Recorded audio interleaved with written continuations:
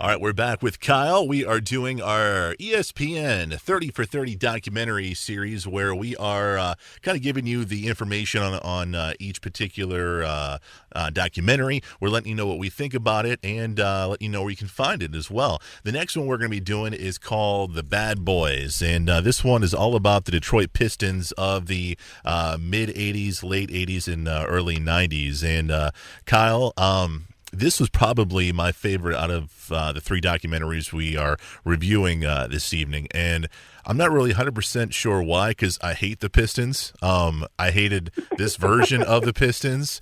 But for some reason, I found it very, very interesting, especially Isaiah Thomas's story in the whole thing. And we'll get to that a little bit later. But what were your thoughts on the Bad Boys? Before I get into my diatribe, you realize how little sense that made.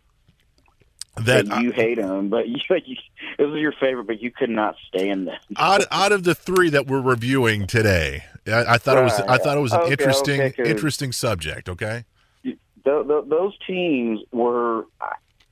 I can't even fathom another group of NBA players that were as disliked as the Bad Boy Pistons. Since I've been alive, that is. People hated the Miami Heat because all those guys got together. I don't think that team could have beat these Detroit Pistons teams just because of the rough nature they played basketball. Man, they were mean. And you mentioned Isaiah Thomas, the catalyst, but you had Rick Mahorn and Bill Laimbeer, and of course Dennis Rodman when his hair was just one color, the color God gave him. That was a mean basketball team, and they rewrote how to shut down the superstar in the NBA. We'll get to that too. I thought it was interesting because it showed how they had to pay their dues. They weren't very good, and then they started getting good, but they couldn't get over the hump of beating the Celtics. The Celtics of the mid '80s, and during that time, you had Bird and McHale, and those guys. Those guys were tough to beat, man. But they did. They eventually did. But then they had to get past the Lakers, and they couldn't get past the Lakers. So I thought it was interesting how it took them a long time to get to that top threshold. Climbing the ladder in the NBA in the 1980s, if your team's name wasn't the LA Lakers or Boston Celtics, was a tall task in itself. And the Pistons, they were just lacking just a little bit on what it took to beat, the Celtics of the '80s, and of course they got to the finals in '88 and lost to the Lakers. But then they met them again in '89 and finally got over the hump. It takes a long time to get the final pieces to beat those teams because those are the dynasties of the 1980s, and if you went through them, you definitely were doing something. And the Pistons definitely earned the league's respect as far as winning and being successful. However, the way they went about their business, it kind of rubbed some folks the wrong way, to say the least. All right, Kyle, so I got to know, Bill Laimbeer, do you like him? Do you not like him?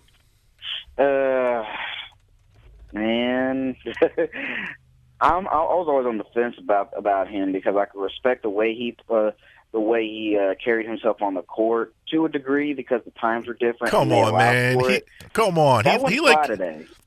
He would kill people, man. Look, everybody was a little bit rough around the edges in the '80s. Even Larry Bird was a little bit. So I'm going to say because of the times, I'm going to give it just a small pass because it was a bigger man's game. You kind of had to play that way. So yeah, I'm cool with Bill Laimbeer just because when he played allowed for it. Today, if you breathe on somebody, it's a foul. So right. if he did some of the stuff he did now, he'd be suspended probably half the year. So yeah, I'm cool on him. Yeah. What I thought was interesting was Isaiah Thomas's story in this particular documentary. I grew up during this time, but I didn't know a lot of what was going on. Obviously, I was a young kid, but I saw Isaiah Thomas. He was a young, good-looking, talented basketball player, had that beautiful smile. He just had that charisma and that energy and that likability factor. So as a little kid, I was like, oh, dude, I like Isaiah Thomas. He's cool. But in the documentary, they kind of show that there was some elements and some things that happened that didn't put him at the best position that he could have been in. There was an incident where Magic Johnson, like him and Isaiah were like huge friends until they met in the playoffs. Then they couldn't stand each other. And then there was a comment that he made about Larry Bird, and that kind of set him down. I'm trying to think of the word here. It didn't put him in a positive light. What did you think about Isaiah Thomas's story in this? Yeah, I'm going to take it back a little bit farther. You got to remember who he played for, who his college coach was. Bobby Knight. Once you hear that, it gives you a strong idea of where his fire comes from in his mouth. Because for a guy, you would think, of course, he's got this effervescent personality, and he's got a smile like The Rock, and he just lights up the room. But once he gets on the court, his mouth and his attitude is about as big as Kareem Abdul-Jabbar was in height. He knew how to get under your skin and throw you off your game, but it wouldn't have mattered if he wasn't any good. It would not have mattered. But the fact that he could kill you on the court with his ability as well as his mouth would really get under your skin. And it's understandable why guys didn't like him for so many years. Remember when you said that Magic and Isaiah were friends? They played each other a lot in college. They were in the same conference at Michigan State and Indiana. But in the midst of the Showtime Lakers and then the Pistons trying to knock them off that perch, things got said and it got ugly.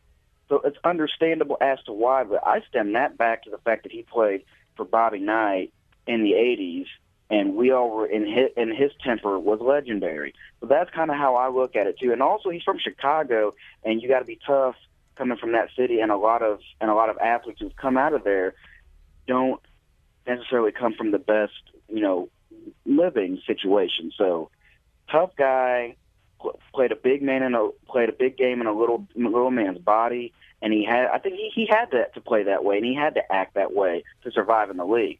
Boy, it worked. I was surprised because I thought he was on the Dream Team. I mean, I would have put money on it that he was on the 92 Dream Team, but apparently he wasn't, man. He wasn't because in the documentary they talk about the year that the Pistons kind of lost their dynasty. They lost to Jordan's Bulls, and at the very end, they all walked out and didn't shake their hands.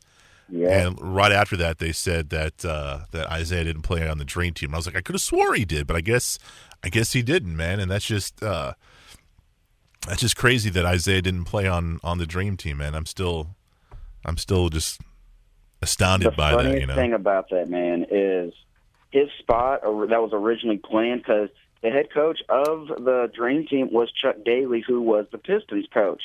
As the spot originally intended for Isaiah went to Christian Laettner. Wow.